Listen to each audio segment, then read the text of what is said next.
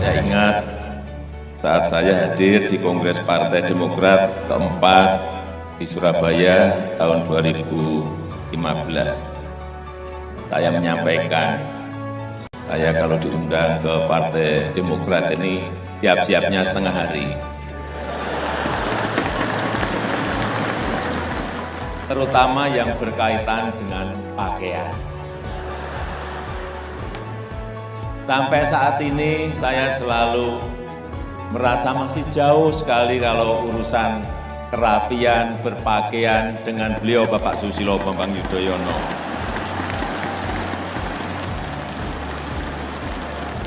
Ini tadi juga sama, dari subuh sudah pakai jas yang mana, pakai dasi yang mana. Karena saya harus nebak-nebak Pak SBY pakai pakaian yang mana. Dengan Pak SBY belum selesai. Sekarang ini hadir Mas Agus Harimurti Yudhoyono.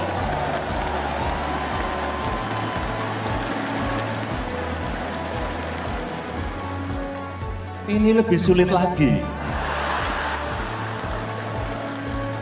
Sudah orangnya muda, ganteng, pinter, kalau berpakaian juga rapi dan celing. Ya dengan saya lebih jauh lagi.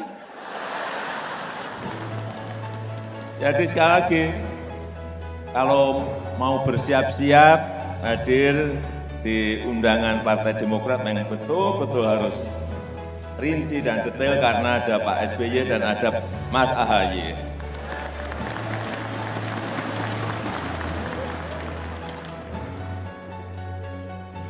Tapi yang saya heran, kalau tidak gagah di sosial media di bulan Agustus 2017 yang lalu, saya baca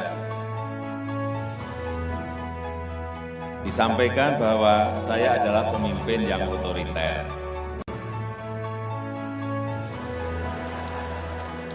Ya saya heran saja, kenapa kok dibilang otoriter?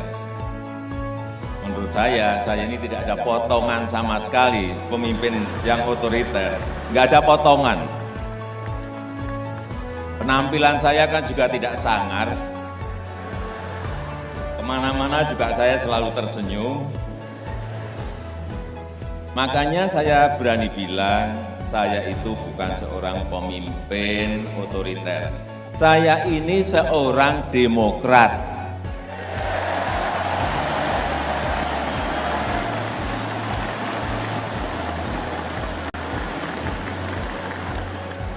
Ciri-ciri seorang demokrat itu kan bisa menjadi pendengar yang baik, yang menghargai pendapat-pendapat orang lain, ya enggak? Yang menghargai perbedaan-perbedaan tanpa menjadikannya sebagai sumber permusuhan.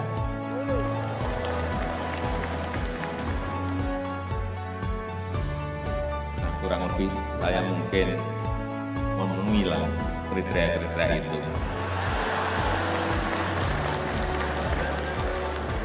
Artinya, saya dan Pak SBY ini beda-beda tipis banget.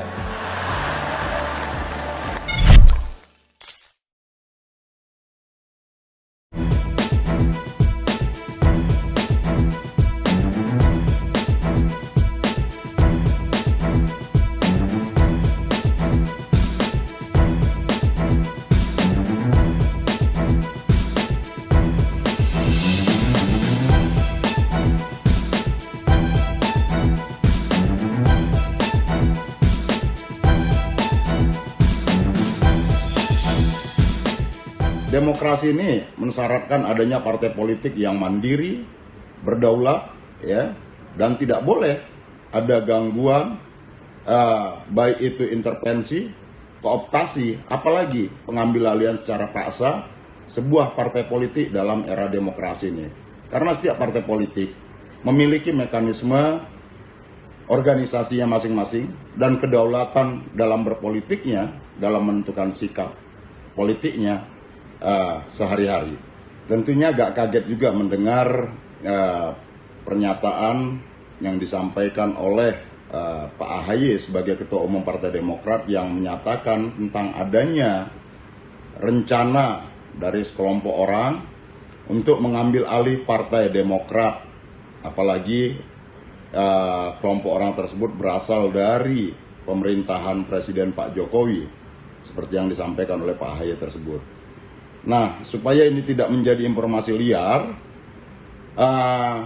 saya berharap supaya Pak AHY sampaikan langsung secara gamblang siapa orang yang dimaksud atau kelompok yang dimaksud, ya, karena pernyataan ini memiliki implikasi terhadap pemerintahan di bawah Presiden Pak Jokowi, apalagi nanti ini menjadi sebuah informasi liar jika tidak dijelaskan secara gamblang, ya, bahwa seakan-akan Pak Jokowi mengingkari dan ingin merusak tatanan demokrasi saat ini.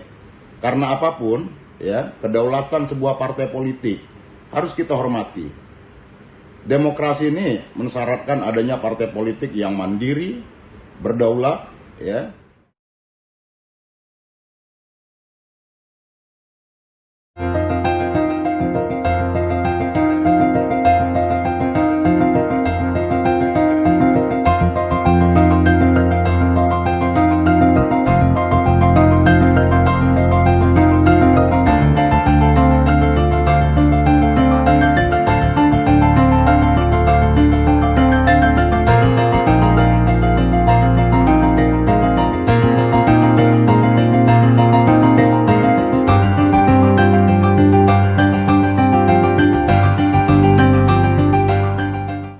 Rapat pimpinan Partai Demokrat kali ini juga membahas hal yang cukup serius. Yang cepat atau lambat pasti menjadi konsumsi publik dan diketahui oleh masyarakat secara luas. Kami memandang perlu dan penting untuk memberikan penjelasan secara resmi tentang duduk perkara yang sebenarnya, yaitu tentang adanya gerakan politik yang mengarah pada upaya pengambil alihan kepemimpinan Partai Demokrat secara paksa yang tentu mengancam kedaulatan dan eksistensi Partai Demokrat. Menurut kesaksian dan testimoni banyak pihak yang kami dapatkan, gerakan ini melibatkan pejabat penting pemerintahan yang secara fungsional berada di dalam lingkar kekuasaan terdekat dengan Presiden Joko Widodo. Lebih lanjut, gerakan ini juga dikatakan sudah mendapatkan dukungan dari sejumlah menteri dan pejabat penting di pemerintahan Presiden Joko Widodo. Tentunya, kami tidak mudah percaya dan tetap mengedepankan azas praduga tak bersalah, presumption of innocence, dalam permasalahan ini. Karena itu, tadi pagi, saya telah mengirimkan surat secara resmi kepada yang terhormat Bapak Presiden Joko Widodo untuk mendapatkan konfirmasi dan klarifikasi dari beliau terkait kebenaran berita yang kami dapatkan ini. Sehubungan dengan hal itu, saya akan menyampaikan penjelasan tentang gerakan politik yang bertujuan mengambil alih kekuasaan pimpinan Partai Demokrat secara inkonstitusional tersebut. Sebagai pembelajaran bagi kita, karena hal ini bisa terjadi pada partai politik lainnya.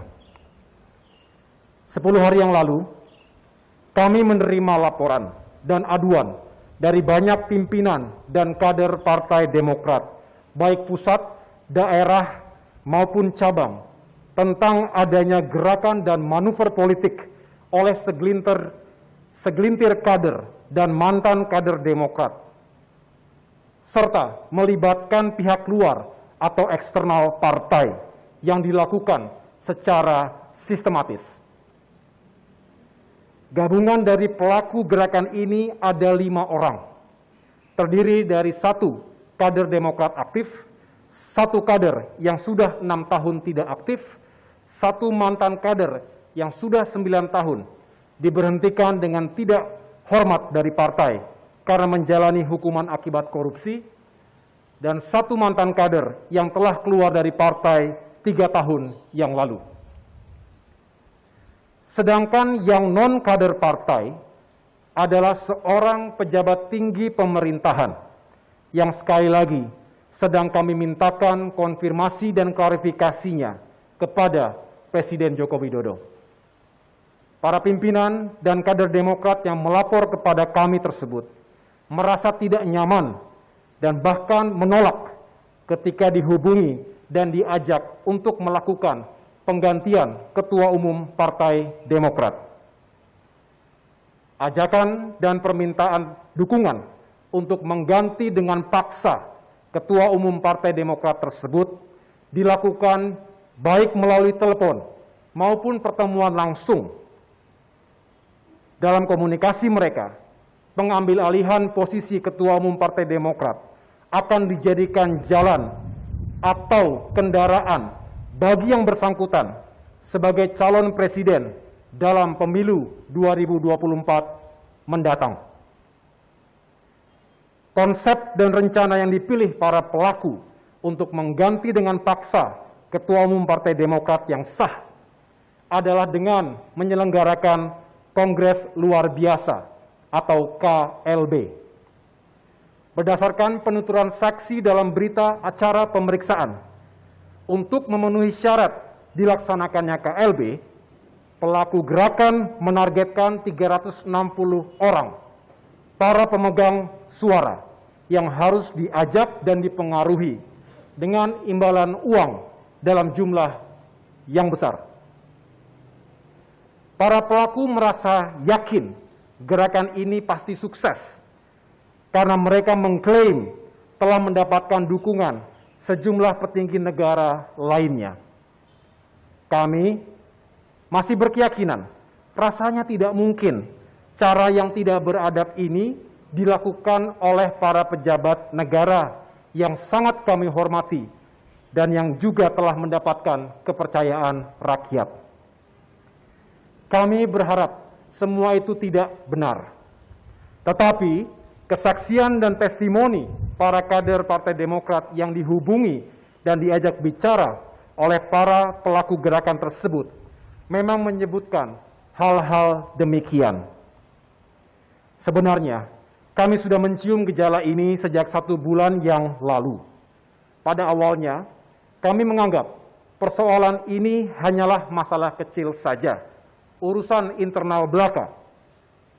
Tetapi, sejak adanya laporan keterlibatan pihak eksternal dari lingkar kekuasaan yang masuk secara beruntun pada minggu yang lalu, maka kami melakukan penyelidikan secara mendalam. Awalnya kami tidak begitu saja percaya ketika para pelapor menyebut nama tokoh yang berencana untuk mengambil alih kepemimpinan Partai Demokrat itu, mengingat posisi yang sedang ia emban saat ini dan faktor latar belakangnya. Tetapi, lebih dari 8 saksi mengatakan telah bertemu langsung dengan pejabat pemerintahan itu dan mendengar secara langsung pula rencana-rencana seperti yang telah saya sampaikan sebelumnya. Dengan tengah dilaksanakannya gerakan untuk pengambil alihan secara paksa kepemimpinan Partai Demokrat tersebut, kami tentu akan mempertahankan kedaulatan dan kehormatan partai kami. Kami yakin tidak ada satupun pemimpin partai politik yang rela diambil alih kekuasaannya secara inkonstitusional oleh pihak manapun.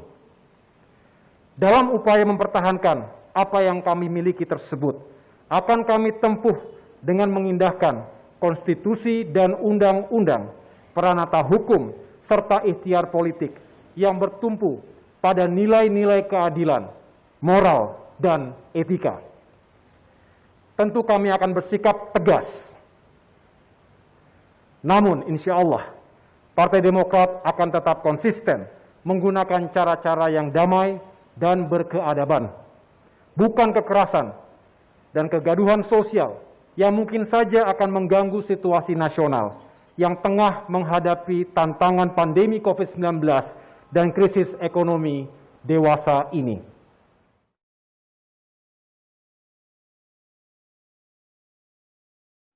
Selamat malam dan salam sejahtera untuk teman-teman sekalian.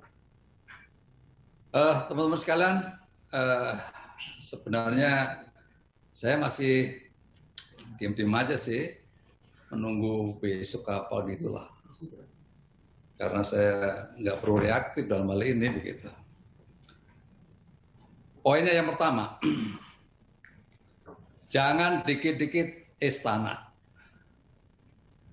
Dalam hal ini, ya, saya mengingatkan, sekali lagi, jangan dikit-dikit istana dan jangan ganggu Pak Jokowi dalam hal ini. Karena beliau dalam hal ini tidak tahu sama sekali, nggak tahu apa-apa dalam hal ini, dalam isu ini, gitu ya. Jadi itu urusan saya, Muldoko ini, bukan selaku KSP. Ini bukan Muldoko ini. Jadi ceritanya begini teman-teman sekalian, ya. Beberapa kali memang banyak tamu yang berdatangan ya, dan saya orang yang terbuka. Saya mantan Panglima TNI, tapi saya tidak memiliki batas dengan siapapun. Apalagi di rumah ini mau datang terbuka 24 jam. Siapapun. Ya, secara bergelombang mereka datang, berbondong-bondong ya kita terima. Ya, konteksnya apa saya juga nggak ngerti. Tapi dari ngobrolan itu biasanya saya awali dari pertanian karena saya memang suka pertanian. Berikutnya pada curhat tentang situasi yang dihadapi, ya gue dengerin aja, gitu. Ya, berikutnya ya udah dengerin aja. Ya, saya sebenarnya prihatin gitu ya, melihat situasi itu. Karena saya juga bagian yang mencintai Demokrat, begitu.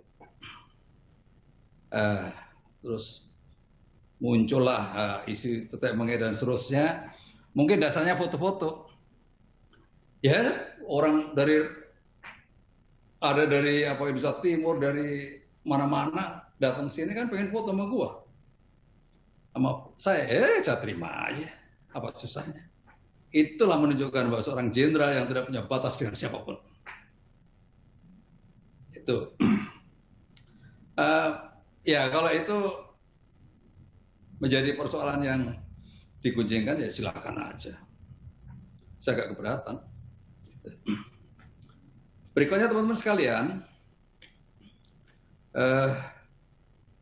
saran saya ya, menjadi seorang pemimpin adalah seorang pemimpin yang kuat. Jangan mudah baperan, jangan mudah terombang-ambing dan seterusnya. Ya, kalau nggak ada anak buahnya nggak boleh pergi kemana-mana ya diborgol aja kali ya. Gitu. Berikutnya kalau ada istilah kudeta itu, ya kudeta itu dari dalam, masuk kudeta dari luar. Itu aja kira-kira penjelasan dari saya. Teman-teman sekalian, nanti kalau mau tanya lebih lanjut ya besok lah. Ya, terima kasih. Selamat malam.